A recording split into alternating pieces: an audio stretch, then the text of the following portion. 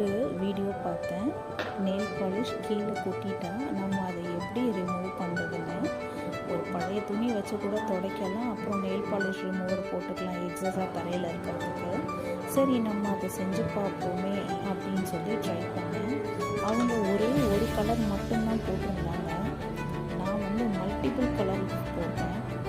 அது பார்க்கும்போது ரொம்ப அழகாக இருந்தது. நிறைய கலர்ஸ், லைட் அண்ட் டார்க், அந்த ஷேட்ஸ் வந்து அழகாக அமைஞ்சது.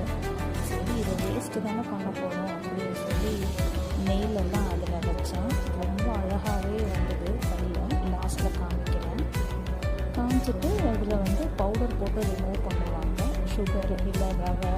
நான் வந்து கோலம் மாவு போட்டு ரிமூவ் பண்ணேன். நல்லா சூப்பராக ரிமூவ் ஆயிடுச்சு.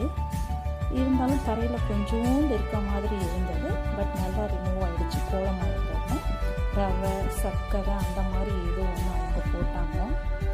ஸோ என்னோடய விரலில் எவ்வளோ அழகாக வந்துருக்கு பாருங்கள். நீங்கள் கூட இதை ட்ரை பண்ணி பார்க்கலாம். எக்ஸஸாக இருக்கிறத உடனேயே தொடச்சிடலாம். இல்லாட்டி நகத்துக்கு வெளியில் கொஞ்சம் வரதை நெயில் பாலிஷ் ரிமூவர் வச்சு தொடச்சிடலாம். இப்படி இருக்குன்னு சொல்லுங்கள். தேங்க்யூ ஃபார் வாட்சிங். Please subscribe.